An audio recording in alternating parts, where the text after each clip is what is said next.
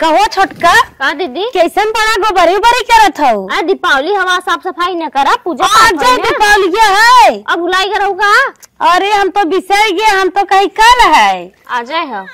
अरे हे छोटका का भा बोला हम जान गए तू कहीं के अकेले गोबरी करे शुरू के हो का भा बतिए का अब धान काटे खो कुछ करे खो बिना हम कल गया ना जा तू अब गोबरी करे बस सोचा था कि भगवान से अकेला ही हम मान ले पूजा पाठ लक्ष्मी माई पूजा कर ले हमार दुल्हा ज्यादा कमाए लगा है। ऐसा कोनो बात ना दीदी गए तोहरे रूम में लेकिन तू रहबे ना क्यों तुम चलिए। अच्छा तू बहुत चतुर चालाक हो। सोचा था दुल्हा हमारे कमाए और हम सोचा था एक जन अभी गाड़ू ना कभो कमा था ना किन दीपावली में पूजा करी लक्ष्मी माई के कम से कम कुछ लक्ष्मी माई हमरे लगे आवे लगती उनके खाली इतना याद बठर्राइया भरे का आवे लेकिन हम तो सोचा था कम से कम मार घर गृहस्थी चलाए अकेले पूजा करे आवत हो भाई इतना छोटकू जने कमा था नो करे बादव।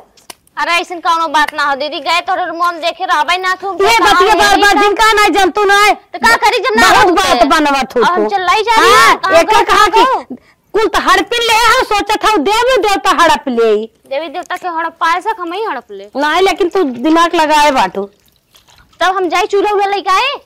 हाँ जा ले क्या बा पूजा हम शामिल हो अकेले तो पूजा कर ले वो पता तो हम का हमारे सास सब का जो अकेले पूजा करे ला पिया जातू तू पता भगवान हम जाते चूल्हा ने। हाँ जा सास ससुर पूजा करत हन कुल लड़के बच्चा भी ने और देवरान जेठान थोड़े सब कभी ने पूजा पाठ करत हन ये बड़ी अपनो चलाक बनत हन। हाँ छोट तब सबसे पहले आई गल ली पे दिवाली मनाई ही दिया बारई ही अकेले तो हम अकेले कुछ न करे दे चला वो गाय भैंस खियावे करे भले पटियती के ले भाई दूध पिए पहुंच जाब लेकिन ना पूजा करता ही न अकेले करे दे।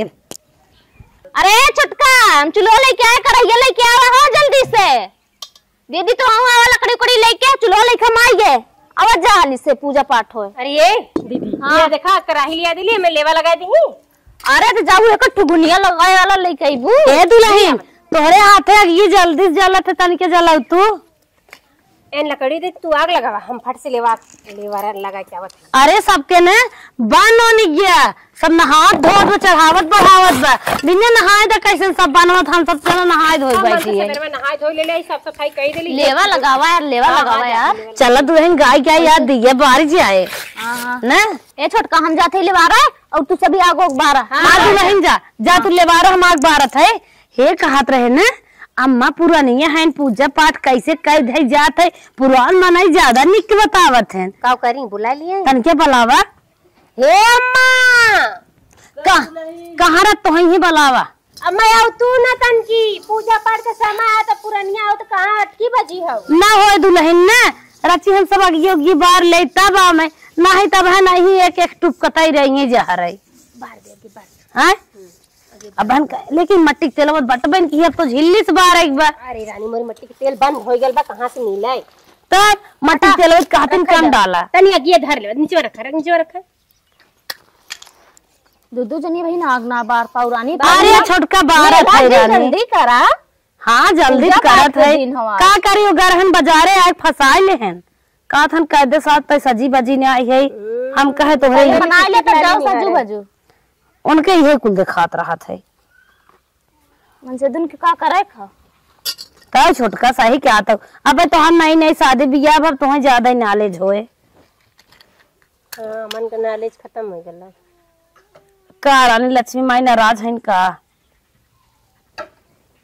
आज बहनी ने जवान पड़ा का खरीद लेके आई हैं कहा था बढ़िया पूजा पाठ कैले जा तब लड़कियन के साथे दगाई हम लगा था तोरे ज्यादा ही खुशी है आवाज 4 बजे लग हमका बहुत डर लागेला पड़ाका से आए रानी ना अपन कान हम सब बचाए रहा जाए बूढ़ा कान दग जाए कौनो बात ना है चुप रह तू बूढ़ा कान दग गया कान लगा के सुनत रहनी का बतियावत है तीनों मिले एक बार दगत ही दीपावली में सही हो जाती। ए दीदी अम्मा को बुलावा हो ए अम्मा आवा हो अम्मा औ तू अम्मा यार तो है ना दो चीज हम बनाई देव फोकू खो पूजा हो जाए दे 3 जनी बाटू है बिना अम्मा का नासा रहता। अरे अम्मा का है ना अब तो कैसे पूजा पाठ हो तो पुरान मनाई हो बताइबू ना एकर का मतलब हम सब लटिया के है पूजा पाठ हम सोचत है पुरानिया हो ये तो बात के सही ना कहत छोटका, हऊ। समझ इतना के ना दिन से आई गई है तू सभी कुछ जानकार हो गई है। अरे अम्मा धीरे धीरे हो भाई अब न्याय भाई है। अब ये बारवा जात हो कैसे रोकी? अरे दुल्हन तू टेंशन जिल ला, तू सोचत हो अम्मक लगे जाए का एक को अम्मक लगन जाए देव हम। चला ए अम्मा का हो चल नहीं चाहत बा। चला नहीं अल्लाह पकड़ा लेके आवत है, हम लेके आवत है, तू पसंद जैसे लागत बाटे अम्मा लड़किया है ना अम्मा मांगत हो चलनी। एक थरिया लेता आई बिट्टी दुल्हन जल्दी आवा हो। घिया लाल हो गिरा करहिए मुतार दे अम्मा। कैसे उतार दूध हरा? जरा पहले चाला बे रखत है। छोटकी सोचे तक हमार क्रीमिया जौन लगाए है कुल पसीने छूट जाए लागत है। अरे कराई धरा लगा लू। अरे देखत हऊ नुकसान न करेला, एलर्जी न होला हमरे धुआं से। आज इतना बढ़िया खेलुआ बने न, देवी देवता खुश हुई ही, राना पड़ोसी खुश हो जाही जब प्रसाद अरे दे। देसी घी नवा तो काहे ना महकी दूरे ले। अरे बहनी देसी घी एक बात जिन करा, अम्मा हमारे न बड़ी मेहनत से घी उगवाए बाटीन। कहो अम्मा बोलत माई है वो। अरे बहनी हम तो जनता ही है, तू सभी मेहनत के रहू तब घी तैयार बा। इतना ही नहीं 2 डिब्बा अपने बिटिया को भेजवाए रही ना, हमें सब सूंघे ना दे रही। चला खात हो न बन तो खाबू न का। अरे तो दुल्हनिया बिटिया बिना जिन तोहने विरोध करा काहे से सारी राज दिया सब तोहन ले है, बिटिया कुछ दे दे ए माँ, बिना ऑब्जेक्शन सुना करा। पूजा पाठ वाली सामान आयल है कि ना घरे में? लक्ष्मी माई का, गणेश भगवान का, सबकर पूजा हुई देवी देवतन का घरे में।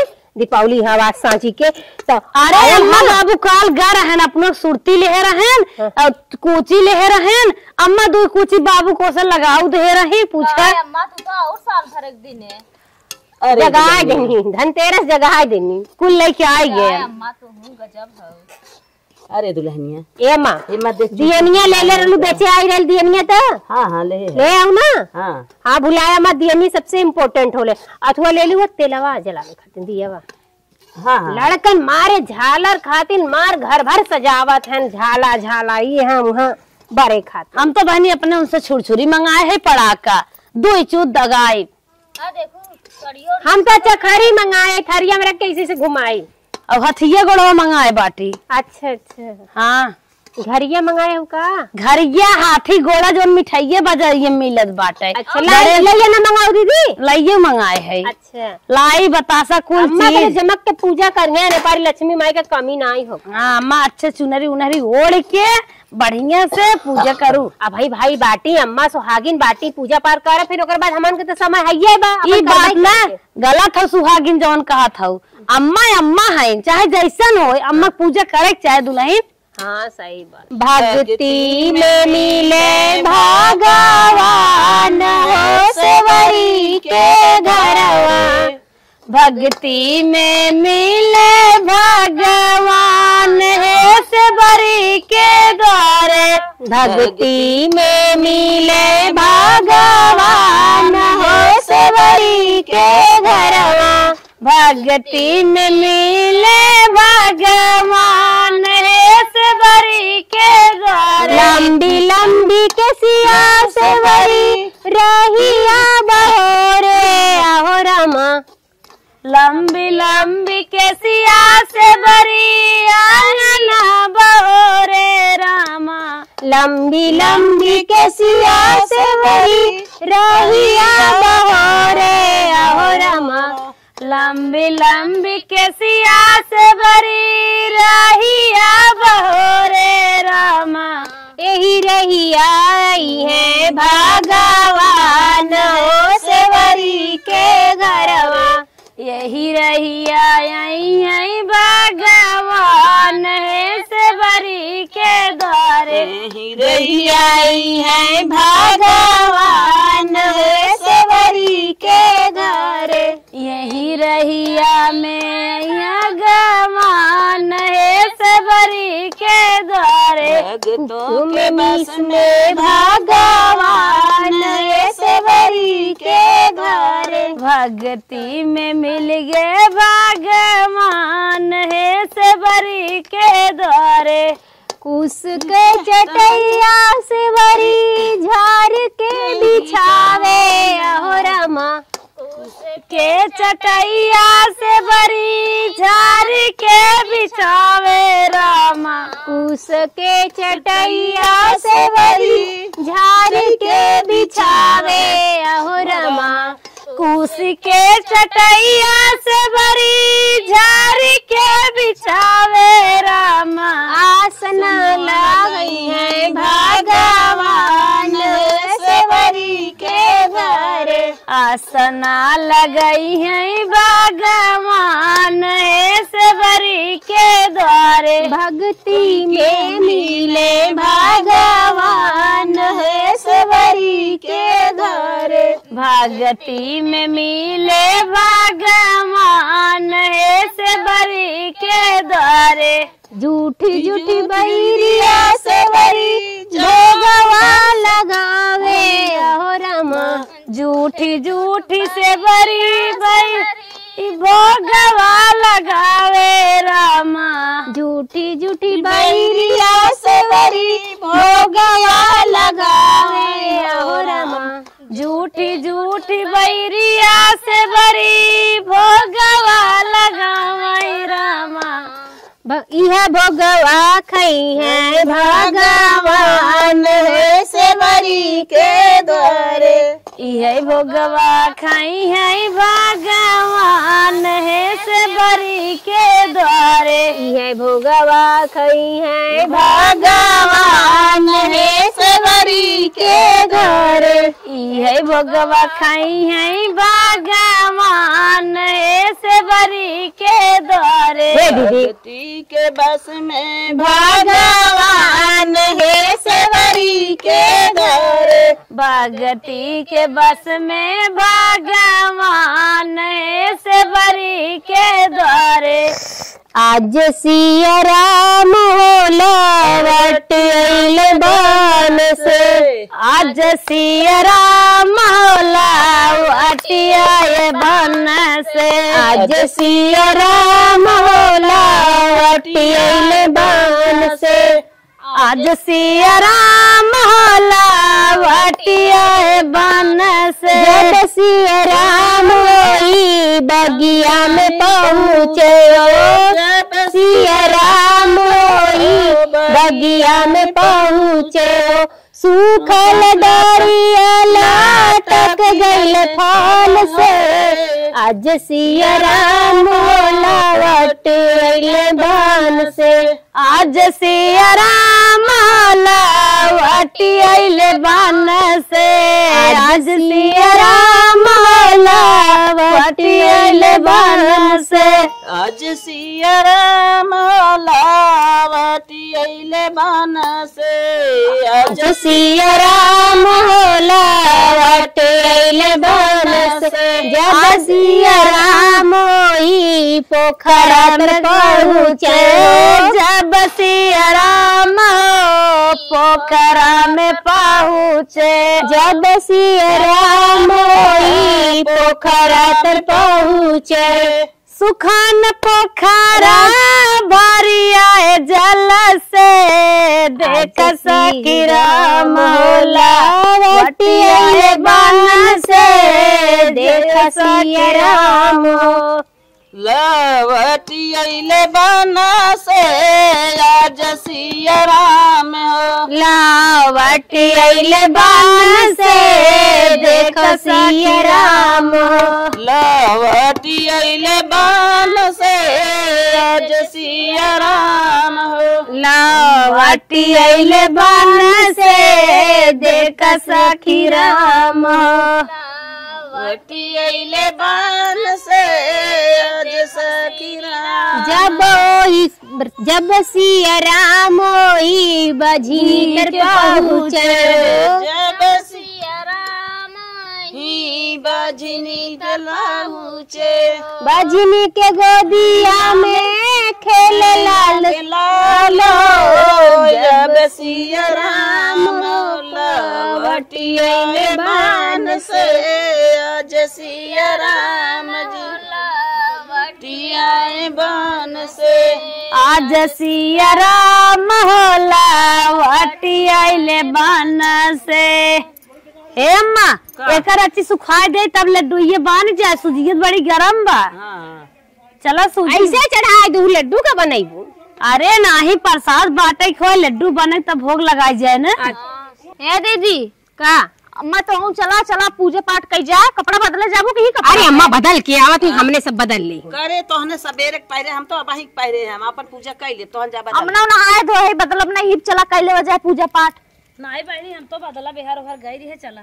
हम हो जाती बदल लेती भाई। हम तो ना बदलब भाई। तू तो पीछे नहा हुआ तू तो धीरे धीरे नहा लू पीछे। ए अम्मा सरिया पे बैठी हूँ छोड़ा। अच्छा अच्छा हे अम्मा का दुल्हन बतियत बने दे दियलिया जाए अम्मा जिथा के शुभ पर्व है ओका तो लियाबे ना सुपोन धोए के रखे रे दियलिया कस ना लिया। अरे दुल्हनिया दर्ज जा थे लेके बंद लेके आ। माची बैठे थे फल फूल पे। बूढ़ा दिमाग में बुढ़ाई ना खेल बजाता है। जा अच्छा जा लेके आओ दुल्हन जल्दी से। बतिया बना दी हूँ। जिंदगी हाँ, भर बाती बारह बनाए है। अम्मा बतिये धर जाए अम्मा। हे मम्मी करेंगा बाबा के बम्बरवा न बनाइबू घिया में संठो अंठो ले बाटू झिलमिनिया बाबा के अम्मा। बनवा बहनी अरे खिटिन्नी बाबा के बम्बर लागे तू तो पुरानिया हम अपने गांव देश की याद है। हां नावा तेलवा न तू ना बतिया तब नहीं है पहले। ए दुल्हन ऐसन बाती तेल नाउ ने जौने दिया जला लागे बुतई ने तनिके हलक चलक सुनाऊ जानो नावत है। हां पंठ में डाल दूलू ना पंठ से शुरुआत करे फिर ओकर बाद कही पहले पूजा पाठ कैले तब ओकरे बाद जोन करे फिर कह जाए। जलावा दीदी दीवा जलावा। अरे अम्मा जलाई हम कैसे जलाए अम्मा चश्मा ना लगाए बाटी ने आज। जलावा अम्मा सलैया ले आए हो ना अम्मा ही जलाई है। अच्छा घर के मलकिन है शुरुआत तो नहीं करेंगे कि हम सारे पतो का अरे तो बतिया ना आए ना बतिया ना ना बहनी हला ना की हला हम नावा थे हला तू जलावा। चलो ठीक है। हाँ अम्मा हला तो नावा बहनी राज के जल्दी हो जाए। अम्मा कहत रे बुढ़ाई नहीं कम से कम एक ननद पैदा कैले दान दक्षिणा दे बिने लेकिन सुनी नाय। अब चला पंडित बुलावा तब द। अरे हे दुल्हन अब तो दिया हुआ जलाए दे है और हम वो हो धूप बारत है तू सब गाना गावा शुरू कर। चला अम्मा तू अगर बत्ती धूप माला फूल चढ़ावा हम सब तनिके राम का नाम ले ले। गावा छोटका तू गावा छोटका शुरू करा दनादन। मेरे झोपड़ी के भाग आज खुले जाएंगे राम आएंगे।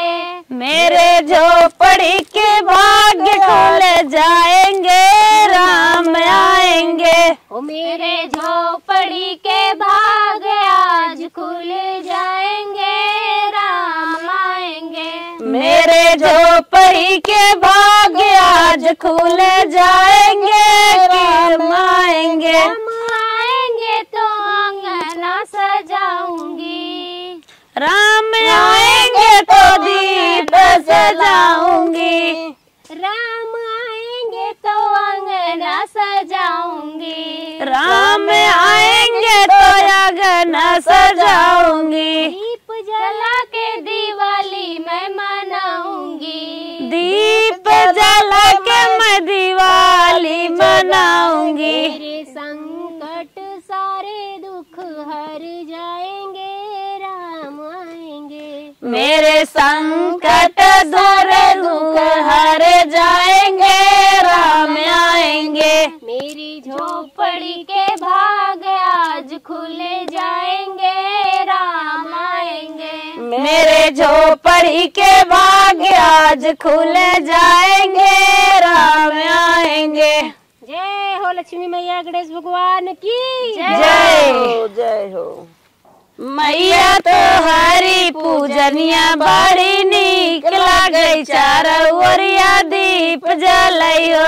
मैया तो हरी पूजनिया बड़ी नीक लागे चारे ओरिया दीप जले हो। मैया तो हरी पूजनिया बड़ी नीक लागे चारों कोनवा दीप जलइयो।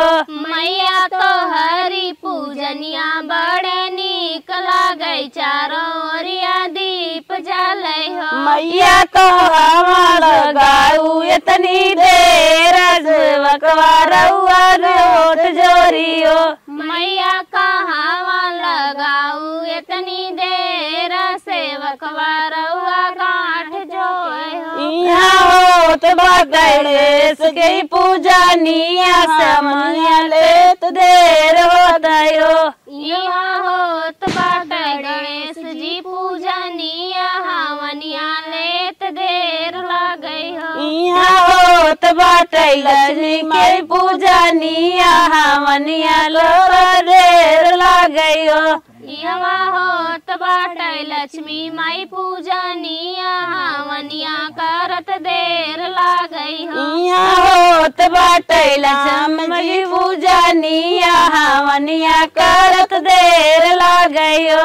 यहाँ होत बाटे राम जी पूजा निया हवनिया करत देर लागई हो। मैया कहाँ लगाऊ इतनी देर सेवकवा रउआ घाट जोरी हो। मैया कहाँ लगाऊ इतनी देर सेवकवा रउआ गांठ जोरी हो। मैया तो हरी गुजरिया बड़ी भीख लग गई हो रउरिया दीप जलइयो।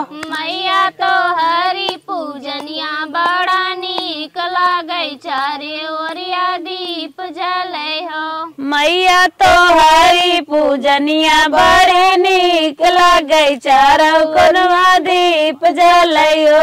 मैया तो हरी पूजनिया बड़ी नीक लागई चारों ओरिया दीप जलई हो। हे बहनी हम दुल्हन हाँ। तनी आरती पढ़ा।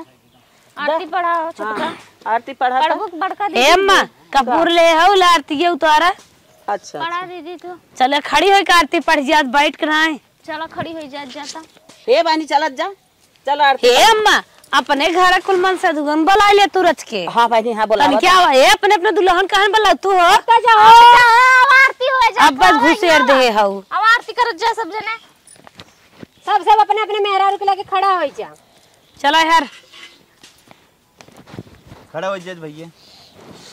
जैसे लागत अपन दुल्हन चिंता ही नहीं आई है लम्बे खड़ा हाथ अपने अपने मेहरारू को लगे रहा भैया दूसरे में जिन जाए। चला शुरू करा दीदी। जय गणेश जय गणेश जय गणेश देवा माता जाकी पार्वती पिता महादेवा।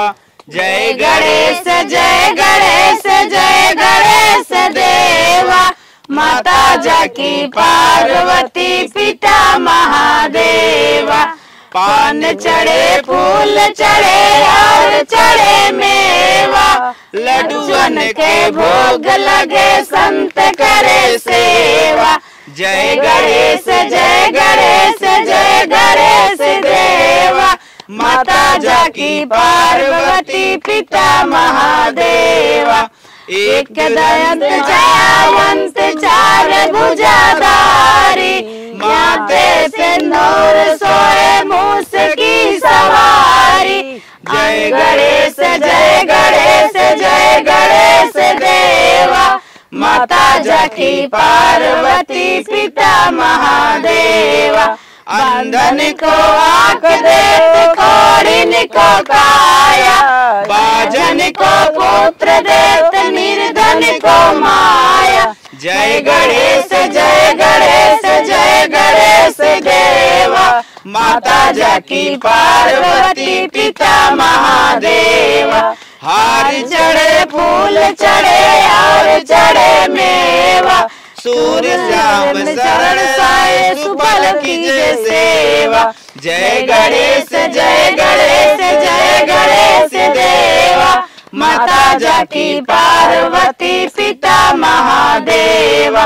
दीनन की लाज रखो संग सूतवारी कामना को पूरा करो जग बलिहारी। जय गणेश जय गणेश जय गणेश देवा माता जाकी पार्वती पिता महादेवा।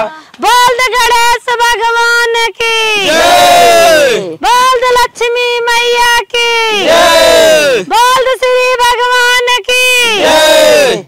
लक्ष्मी माई करती है कहाँ की? बोल दे बुढ़ाऊ बाबा की जय। बोल दे डीह बाबा की जय। बोल दे चौरा माई की जय।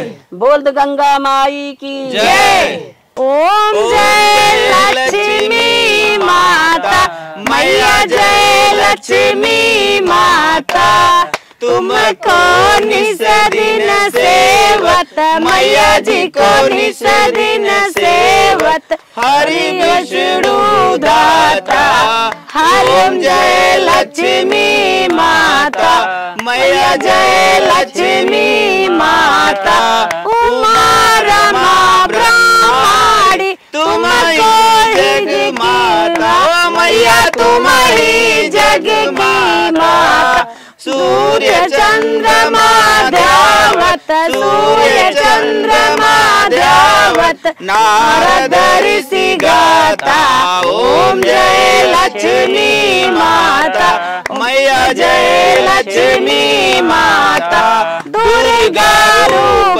निरंजन सुख संपत्ति दाता मैया सुख संपत्ति दाता जो कोई तुमको धावत जो कोई तुमको धावत रिद्धि सिद्धि धन पाता ओम जय लक्ष्मी माता मैया जय लक्ष्मी माता तुम पावन निवासिनी तुम ही हो शुभ दाता ओ मैया तुम ही हो शुभ दाता कर्म प्रभाव प्रकाशनी कर्म प्रभाव प्रकाशनी कर्म प्रभाव प्रकाशनी ओम जय लक्ष्मी माता जिस घर तुम रहती हो सब सद्गुण आता ओ मैया सब सद्गुण आता सब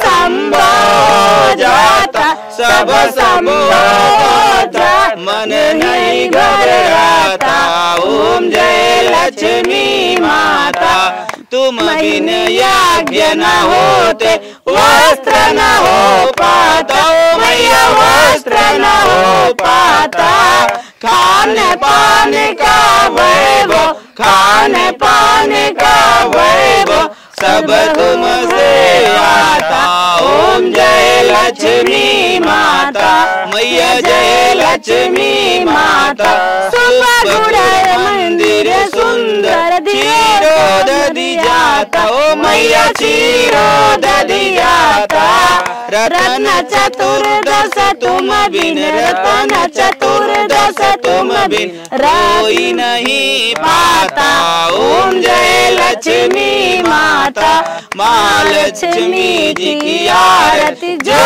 कोई नर गाता ओ मैया जो कोई नर गाता उरे आनंद समाता उरे आनंद समाता पाप उतर जाता ओम जय लक्ष्मी माता मैया जय लक्ष्मी माता तुमको निस दिन सेवत तुमको निस दिन सेवत मैं ब्रह्मा जावता ओम जय लक्ष्मी माता बोल दो लक्ष्मी मैया की माई रे हाँ भैया अब प्रसाद वितरण कराओ आरती उरती होगी आरती दिखवाई के हाँ बेटा हाँ आरती दिखवा दे माई हाँ सब आरती ले जा कर्पूर्य गौरम करुणावतारम संसार सारम भुजेन्द्रहारम सदा वसंतम हृदय रविंदे भवम भवानी सरिताम नमामि बोल दो महादेव बाबा की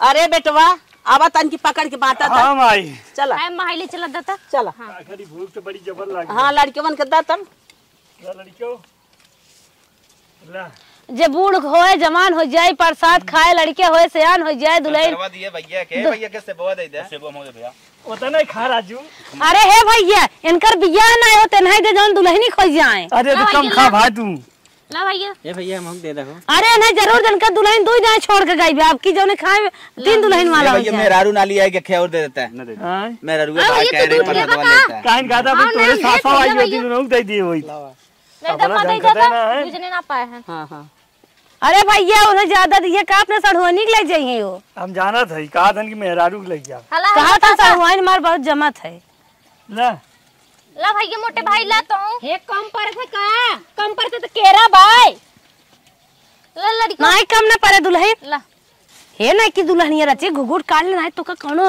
आंख मार देंगे। चुप रह अरे भीड़ी भाई रे लहो ला बाबू ला प्रसाद ला बच्चा ला छोटका प्रसाद दे मम्मा खूब जमा था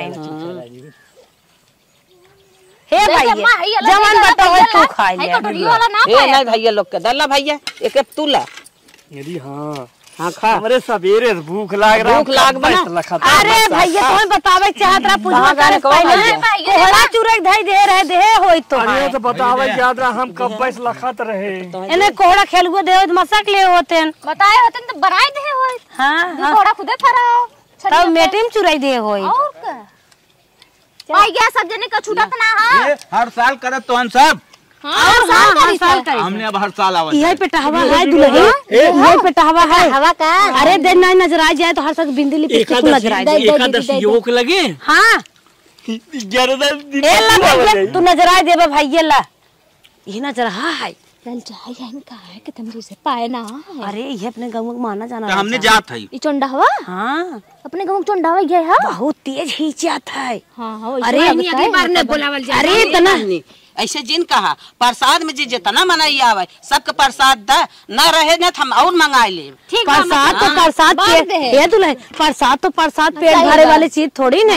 लेकिन पेटहवा रानी इतना खात ना 15-20 रोटी एक नहीं खात रहे कर दो दुल्हन छोड़ चली गए जइए ना 15-20 के पोखी आई पहली बात बिया पारा बा चला चला चला जा चला जा वहां तो कुल अपन देखा पहले धरा धर ले चला चला दे दे अम्मा सोचत है अपने बेटी वक्त चली दे ला अम्मा ले अरे हमार दोनों दुल्हनिया तीनों कब से ही बाटिन है गावत बजावत चलो न भोग लगाई ले चलो ठीक अम्मा चला अरे अम्मा का आशीर्वाद तो लेबा ही नहीं आई के हे अम्मा सही कहो आशीर्वाद दे जौने दुल्हा का भौरी सियाई ने हाँ हाँ हाँ भगवान करे तो हर पैसा सबके कमाई दे जोड़ा बना रहा है और तोहार लोग के कोरा भर जाए हम आहू जुड़ाई जाए पोती पोता अरे अम्मा चार लड़कियां भाई कम हन का अम्मा देख हम पीछे में कुल काम करी थी तनकी धी में चली थी हाँ भगवान तोहार जोड़ा बना रहा है और पोती पोता हमार बैठ और हो जाए सही बात हां दो तो गुनगुन अरे अम्मा ऐसे कह देबू ना तेक्का उधर कोठरी में सो निकर बन करी है ना ये सब चलो बात ना वैसे वो कम नहीं करा थे ना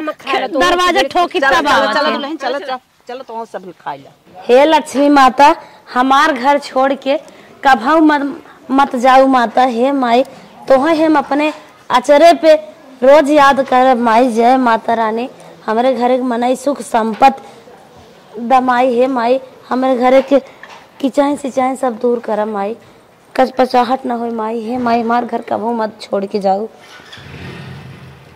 चली तनिकिया नलकवा धई दे गंगा माई के जैसे घटर घटर पनिया पीठ है नहीं तो जलत जीवन है हे गंगा माता अगर हमारे नलका पाइप टूट जाए तब तू निकलत रहू नहीं कैसे जिये माई हे माता रानी जय माई कल्याण करा चली तनिकिया गैया भैंसी खाऊ दिया धई दे हे गौ माता हमार बाल्टी तू भरत रहू माई दूधे से कभू घर खाली मत कहू माता रानी जय माता रानी हे माई माई सूत टूट तोहार हम सेवा करी हमार कल्याण के हो गई माता जय माता रानी तन क्या दूधे को न परे पावे हमार बुढ़ाऊ भी नहीं चाहे के रहने पाते जय गौ माता।